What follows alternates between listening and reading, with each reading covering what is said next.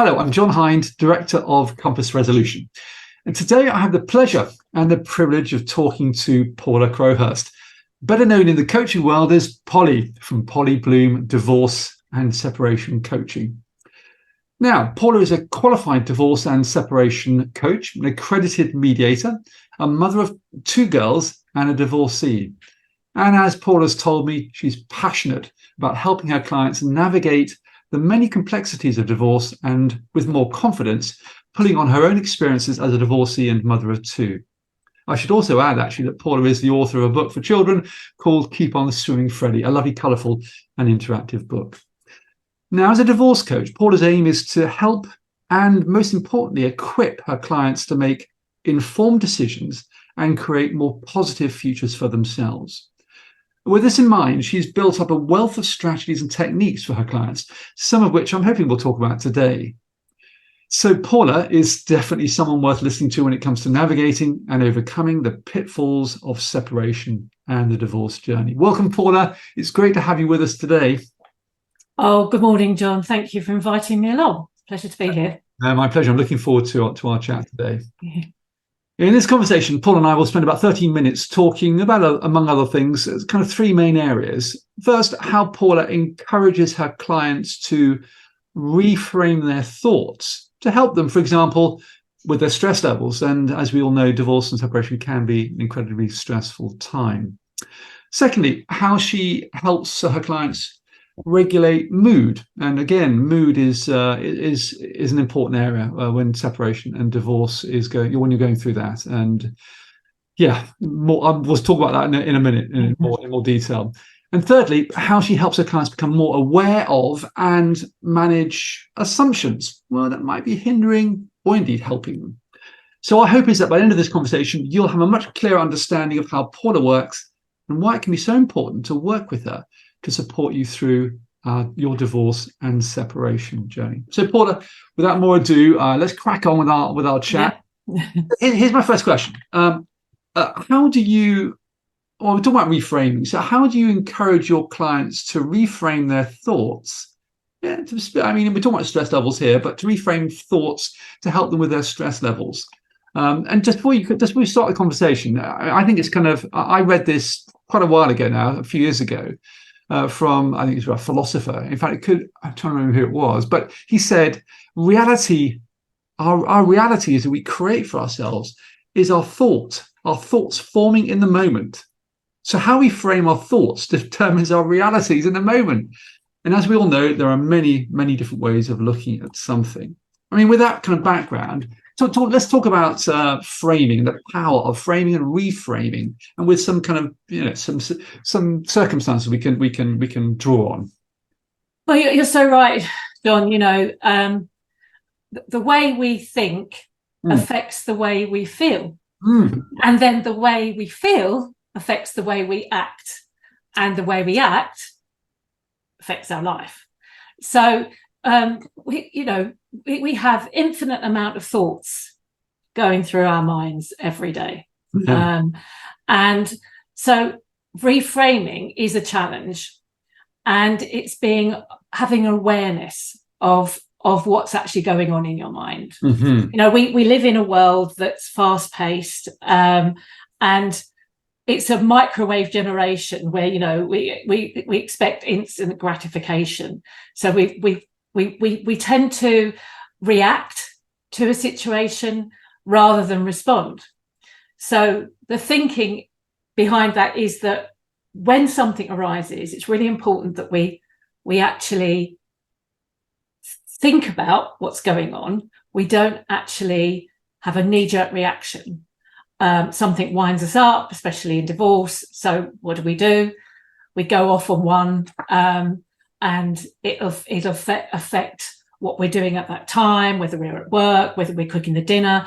And then we have our children around, and they see mum's, or dad is stroppy, taking out their angst on us. And so then the children will think, oh, it's our fault that mum and dad are split up, so on and so on. So it's all about actually being mindful. And mindfulness is so important to all of us. even if you're not going through a divorce or a breakup, to be able to spend time where you put down your pen, you have a cup of tea, but you actually think only about that. I don't know if you've heard of the Buddhist monk Thich Nhat Hanh. I never know whether I say that right, actually, if I've said that correctly. But he in his book, he says the art of mindfulness. An example of that is making a cup of tea, but you're making that cup of tea and your thoughts are just on that, putting the water in the kettle, boiling that, and sitting there and enjoying that cup of tea. All of us are having that cup of tea, onto the next thing, focusing on the moment. Yes. So whether you're walking in the woods, whether you're making a cup of tea, whether you're eating. So we've, you and I have heard of mindful eating, mindful tea making, mindful and in mindful chatting whilst we're in the moment listening. I'm not going, oh yeah, Paula, okay, let me just make a cup of tea. Oh, well, we're actually in the moment. So, yes. So what you're saying is it's being present. It's so important to be in the moment, thinking in the moment. Yeah. Yes. And through a divorce, we catastrophize. So, it's a normal human reaction. But we start to think about our future. We start to think about, oh, what if? What, if this goes wrong? What if I don't get the house? What if I don't, have enough money, etc., etc. But actually, it's to sort of bring yourself back, rein yourself in, and think about the here and now. What's going on in that moment? Just one thing, actually. I think it was Eckhart Tolle or someone said the past has happened, the future hasn't happened yet, and you're in the moment, and you have the power to create the future, which is particularly relevant with what I do with clients in mediation, because I often frame it at mediation as an opportunity for them both to create a new realities together. Yeah. Yes, and I love that word create, because when you're breaking up, and I think I said to you earlier, John, everybody's divorce is different. No two divorces are the same. And you could have a very kind neighbor telling you that her friend, when she went through the divorce, this happened, and Sarah down the road, this happened to her, and Dave, but it's to blot out all of that, because everybody's situation is different. So it's actually concentrating on your situation, on your own experience. Yes, everyone's experiences are unique to them. Yes, we're not. Yeah. I'm not in your mind. You're not in my mind.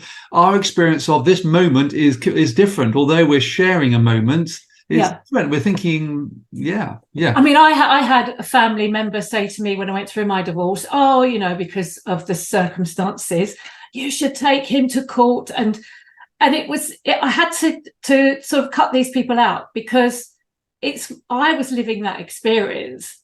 They weren't. It was what I was going through, and how I was going to deal with it. And it's all very well when you're removed to not thinking about money, you're not thinking about the circumstances of going all the way to court. It's stressful. Absolutely, So fortunately for me, I didn't listen to that, and I learned to start reframing my mind, my mindset, and to be mindful of me. And I was, the overwhelming feelings. We know there's anger, there's disappointment, there's fear, anxiety, loneliness, regret, abandonment. All these feelings are going on and threatening your mood and your emotions. As I say, your thoughts and then lead to your emotions that take over. And in particular, we know that fear is paralyzing, and we think, well, what we want to bury our head in the sand. We want it all to go away, but we obviously we can't do that. You need to concentrate on the here and now. So it's not worrying about what's going to happen tomorrow. I say to my clients, you could be fighting over, say, a vase that has been in the family and you're arguing over it, and you spend so much time fixated on that you lose the reason as to why. So ask yourself, what is the importance of this? Can I live my life without this? If it's an heirloom, obviously it might be worth a lot of money, so that obviously maybe that comes into the money pot of divorce. But is it really going to benefit you for the rest of your life? So what you're doing, Paula, and this is what I want to come on to, because you guys looking out there, you're thinking, okay, we're talking about framing, reframing, all that sounds all well and good, but it's so hard for me. And so what I want to talk to you about, Paula, is how does the person, how do you and I start to reframe, start to get into a different, perhaps look at things differently? And exactly what you're doing, isn't it? It's asking ourselves, or if indeed you're working with a coach like Paula, working with the coach to ask yourselves these questions. I sometimes say to people in mediation, and we'll talk about questions people can ask themselves, which is again what you're doing here. And I might say to them, look, can I have your permission, both of you? Do you mind if I invite you to perhaps look at this, what we're talking about, whether it's a house, whatever it might be, from maybe a different perspective or different perspectives? Is that okay? Because sometimes it can feel very uncomfortable for people to go, yes, yeah. And so then I say, well, and then I go into the what if, well, what about, or how about, or maybe if you think about this, or what about if you start looking at the future, look back at the future.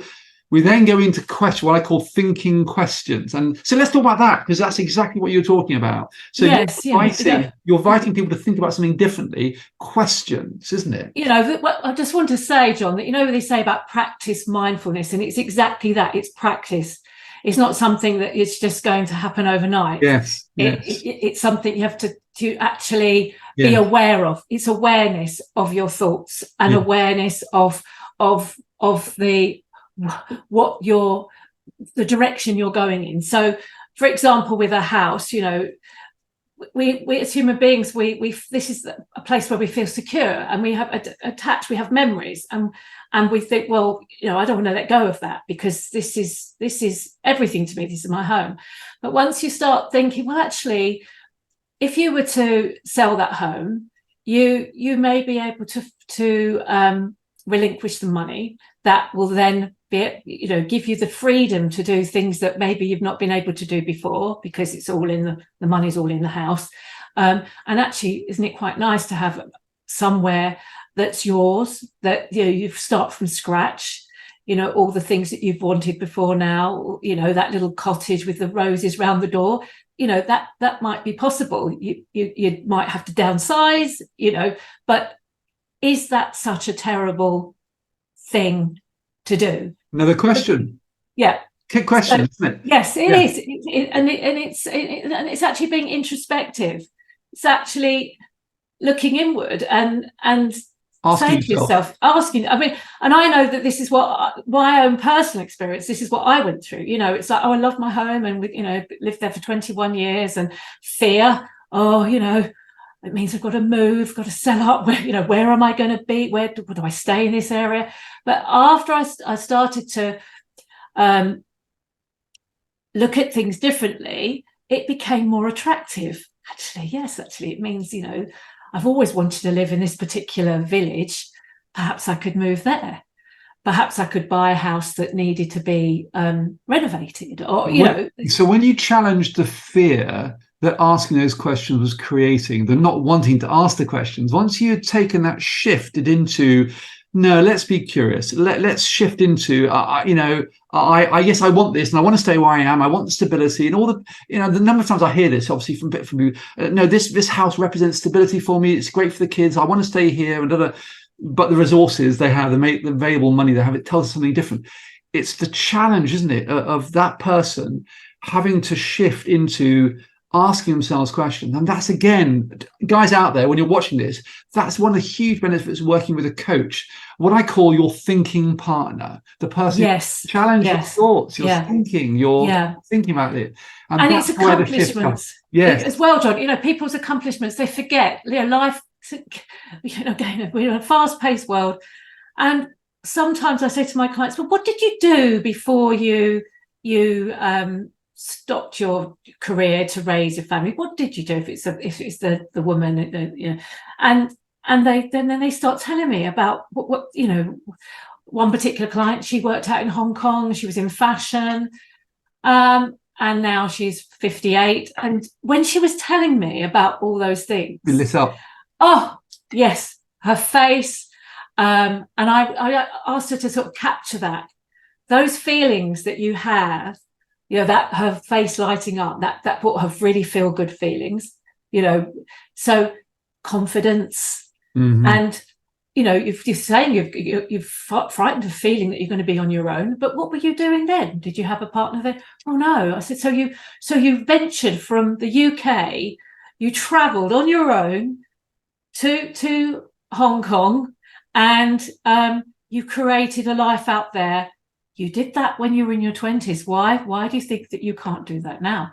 Again, you're reframing, and all of a sudden you see the client actually saying, oh yeah. And do you know what's happening there? Of course, you and I know what's happening there is they are accessing their resources. They're reminding themselves how strong that they are courageous, which so many people, when you go through a divorce, have forgotten about themselves. They've given so much of themselves to the other, and they're empty vessels. And it's actually about filling that again, isn't it? With resources, good stuff. Yeah. I am strong. I am courageous. Yeah. Affirmation, self-affirmation, reframe, and so on. And resilience. You know, people don't realise they've got some of. I mean, I can honestly say, John, all the clients that I've had the pleasure of working with, they've have bucket loads of resilience. They just don't know it. They might have been in a relationship where they've been, you know, put in their place, you know, and then all of a sudden you can see them starting to bloom. That's why Polly Bloom, you know, wither and wilt. They feel. They feel, you know, that they're downtrodden.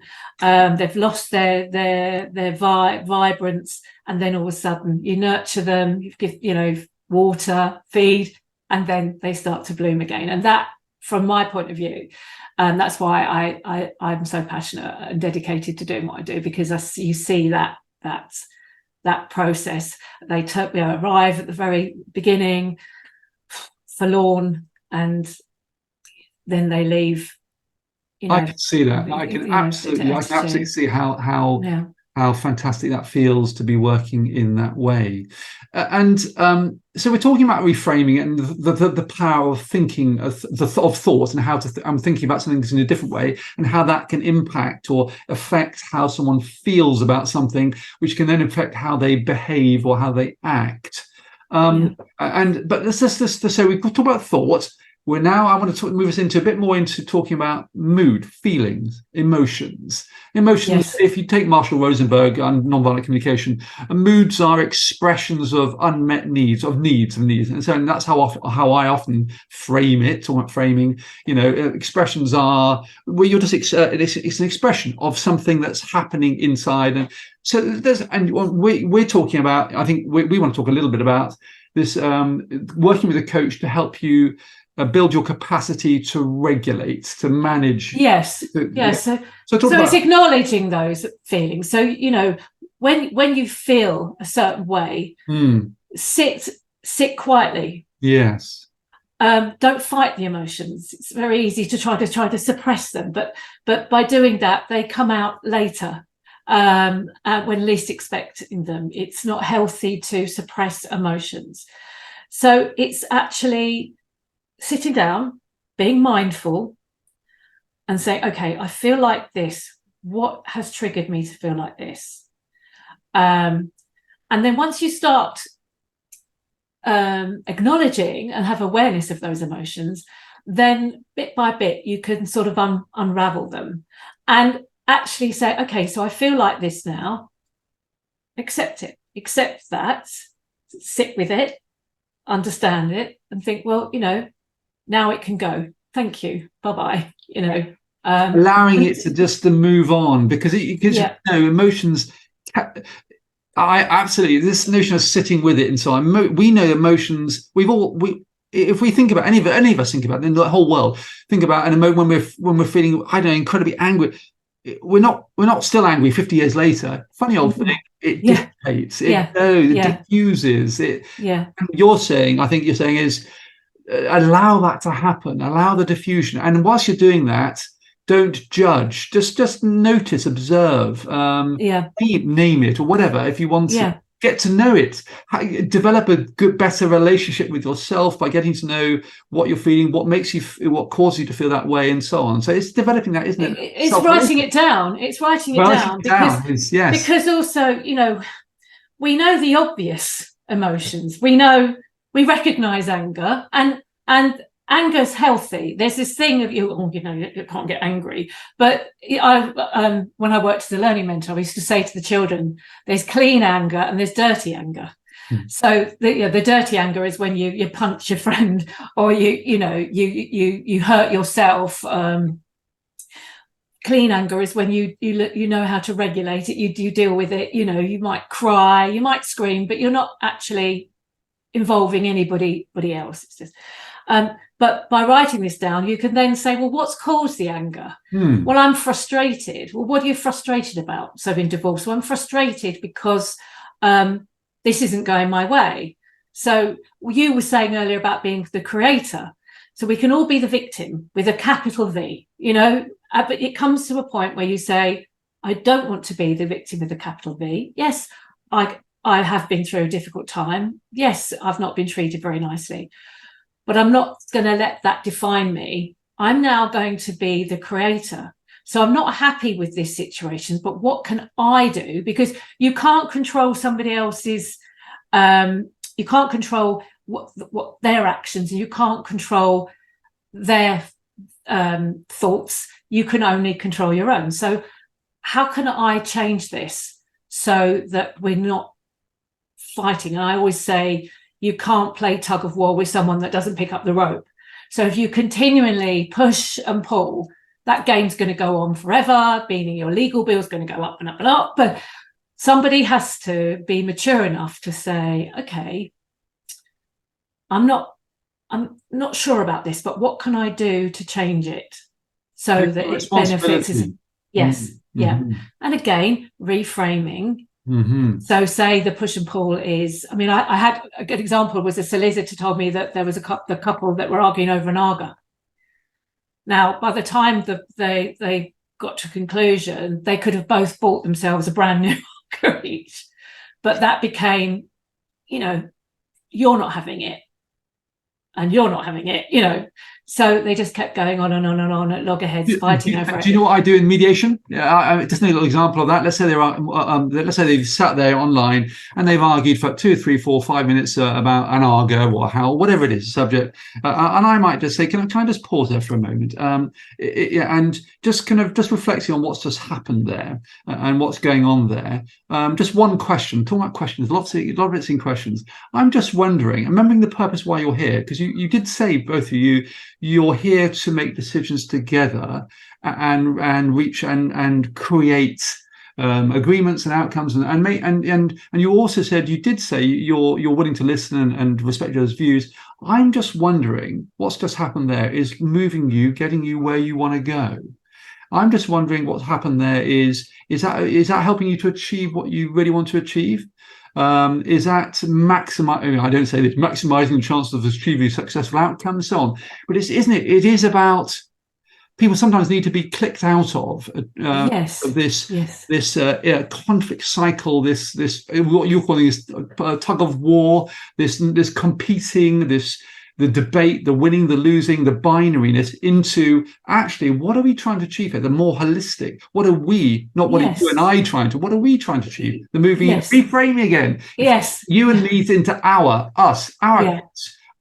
futures. And I get it. No. And it's also the assumptions, you know, you so for example, you're co-parenting your children, and say the ex-wife she's arranged to go out with her friends in the evening, and so her ex-husband is going to come and pick the children up. Well, he's late, so immediately the mind goes into, oh well, I want to go out, he's doing this on purpose, he doesn't care about the children. Can you see what I mean? It's spiraling. Yeah, Well, yeah. it could be that he got stuck in a traffic jam. Yeah. He couldn't leave work because his boss said, no, you've got to complete this before you go. Absolutely. So let's take that. That's a very typical one. When I get in conflict, when I'm doing it, someone's turned up late and they argue about you are so reliable. That's the first problem, the mistake they make. They don't talk about the behavior, they talk about the person. Your label is unreliable, not your behavior is unreliable. You're not normally unreliable, but that was unreliable. Yeah. But you're right. And an assumption is a belief. I believe you're late because you don't care. Yeah. And so that assumption needs to be what I try and do, and I guess you do as a coach, is examine the assumption. And the assumption often in our world is based on, because there is a massive trust deficit. I don't trust you, so I don't give you the benefit of the doubt, and I will assume the worst, and so on. And that's the conflict starts. And then we get to the anger that we're talking about. Then you get to the anger. So then you think, well, but if you go through the reframing your mind, being mindful. Could it be something else? What else? Yeah. And then you see, then the anger diminishes, because you're thinking, well, actually, let's calm down here. It could be a simple explanation for this. Yeah. And then you see your mood changes, and you can look at the anger and think, well, I'm frustrated, but what's triggered the frustration? It's because I want to go out, actually. And it's, I haven't been out for a while, and this is my chance to have a good time because, I've been bogged down by the divorce, blah, blah, blah, blah, blah. So, you can start, it's like peeling an onion, isn't it? You're going the layers until you actually go, oh, okay, it's not let's keep a lid on this. Let's not go too crazy. But, that takes practice, and that takes thinking about your thoughts. Thinking about thinking. And again, coming back, guys, I mean, we're doing this for you out there, the viewers, because hopefully we're highlighting some kind of it's resonating with you out there. But this is why I think it's really important. I primarily work with two people most of my time, day in, day out. And Paula's working essentially, I guess, Paula, on coaching and working with one-on-one and so on. And so what we're talking about for you out there going through divorce and separation is all these things that you could be working with a coach on, and a mediator, and sometimes both. So when I'm working with couples in mediation to make decisions together and resolve things together, it does depend on communication that works. And therefore, often I'm one or both of the people I'm working with, Paula, works with a coach as well to prepare them for difficult conversations, where assumptions are derailing conversations, where people are not thinking broadly enough, not thinking widely enough, not exploring different perspectives and so on. And I think it's so useful. There's a question in here in a minute, by the way. I think it can be so useful to be working with you to prepare clients coming into mediation, where they're, of course, hoping to make as much progress with me as possible, talking about things that really matter to them, hoping to make decisions together, often about children, often about homes, things that are really important. And it's a tragedy to me, and there is definitely a question here in a minute. There is a tragedy to me that so many of my mediations, or not so many actually, a few too many, are failing and breaking down because they haven't prepared themselves. They haven't practiced and prepared themselves to come into mediation, which can be a difficult environment, to think, how am I going to manage that? If this happens, so here's the question. Are you able to, and do you think there's a great kind of worth in this, in helping people prepare to come into mediation with me to talk about things that really matter, to kind of talk about the things we're talking about, managing their mood, talking about how to shift perspective and how they might do that in mediation. Do you think that's a really worthwhile thing to do? I mean, so I certainly do. I believe that people are on the defense because of what's happened to them. Maybe there's been an affair. And so that wall comes up immediately, and it's like they're not letting anything in. They're going to roll their sleeves up and fight tooth and nail for everything because they're angry. and anger is, again, looking at emotions, they're hurt, they're wounded.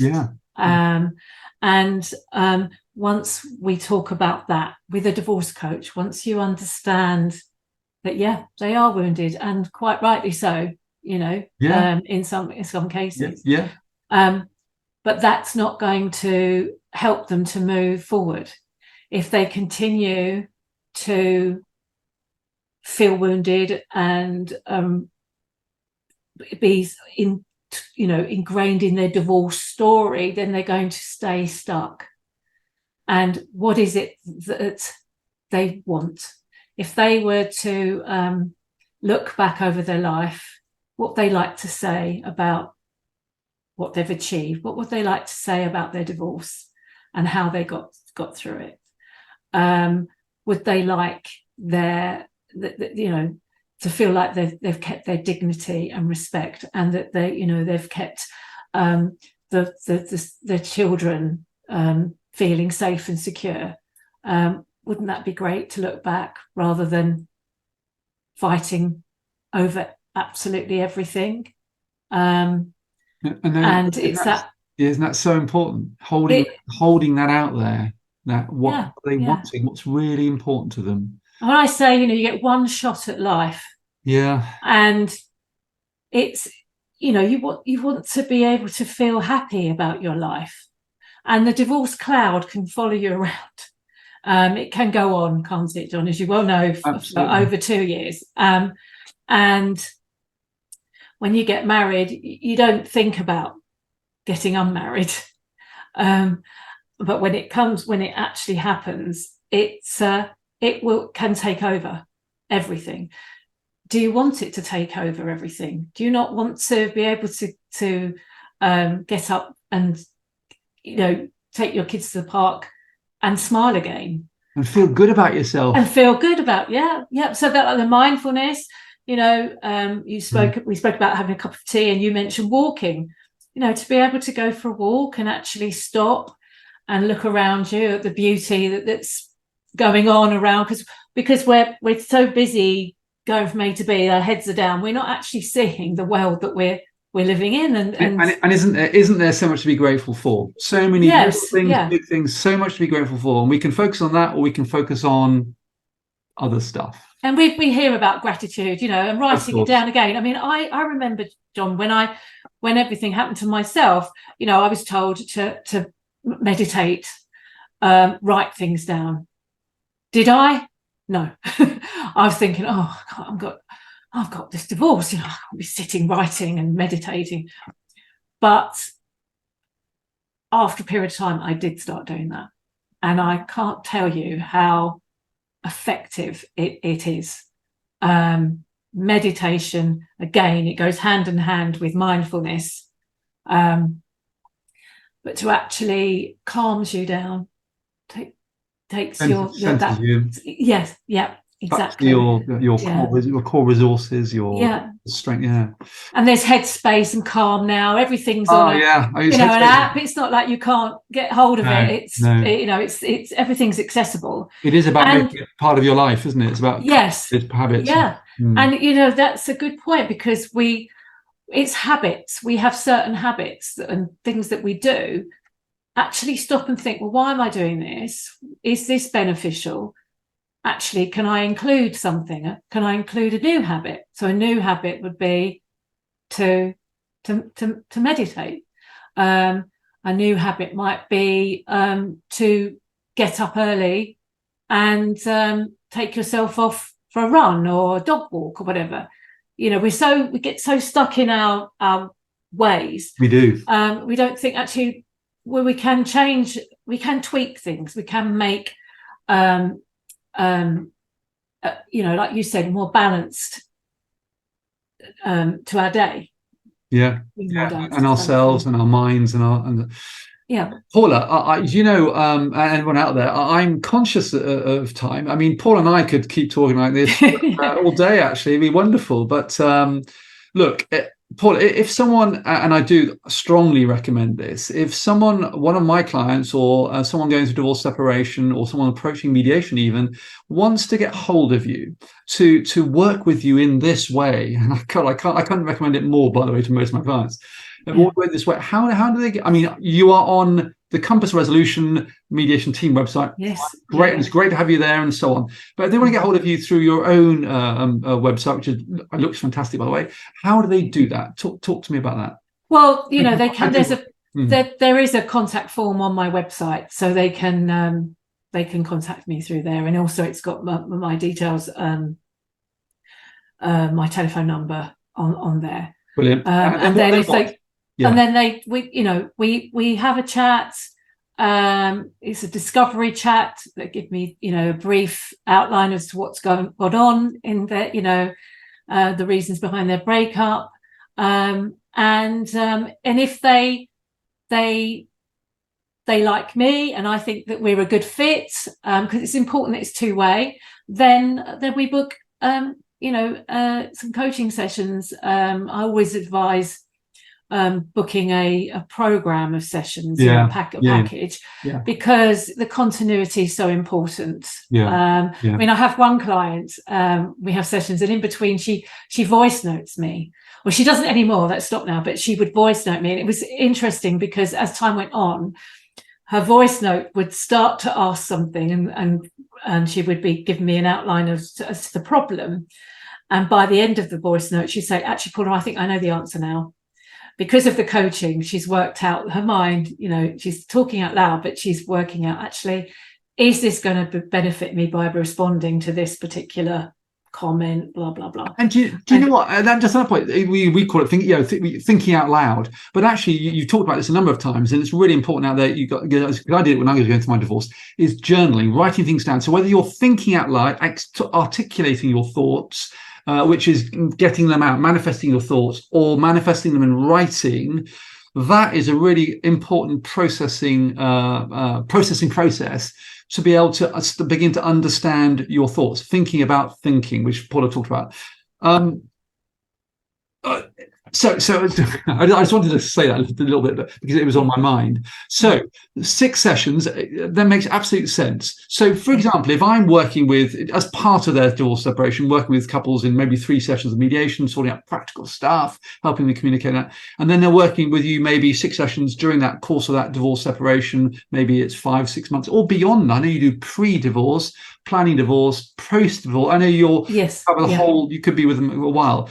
But I can see that interconnection, interrelationship between coaching, supporting each person or both of them outside and in between the mediation sessions in many different forms. Actually, we're talking about communication, but you could help them in practical terms with resources and things as well. I can absolutely see the power of that. What I call mediation teaming, the idea of putting a team. Definitely, it's dialing down the emotion by talking about it. You're getting it out, and then by the time they come to you for mediation, they've actually a different place. They're not up there. No, they're actually here, and more able, maybe, to just on a final note, really more able to. And I find them, because those clients, those of you out there who make mediation work much better for yourselves, are those who can express honestly, openly, in a calmish way, what they're thinking and they're feeling, which of course then once it's out there in a non-judgmental, non-blaming way, it makes the people you're talking to accountable. So we're looking for couples who can respond to what they're needing in the moment, to listen, to be heard, to be respected, to be thought about, and so on and so forth. And if you want to, again, I'm talking to you out there, if you want to feel much better equipped, much more capable and competent for mediation, certainly, but also for the divorce and separation journey, looking ahead and building your resilience and so on, Paula is definitely someone to be working with, honestly. Yeah. So look, I mean, Paula, thank you so much for your time. I know you're really busy.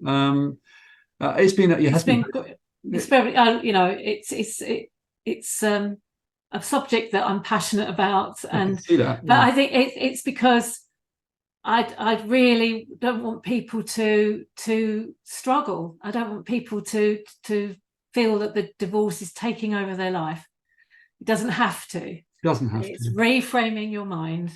Yeah. And it does take practice. I'm not saying that you can overnight, you're going to think, oh, I'm okay, I can cope with this. It does take practice. But That's why you need a coach. I mean, yes, why wouldn't you need a coach? I mean, whether you're climbing Everest, playing tennis, going through a divorce, challenging situations, a coach. yeah, Very normal, very, very sensible.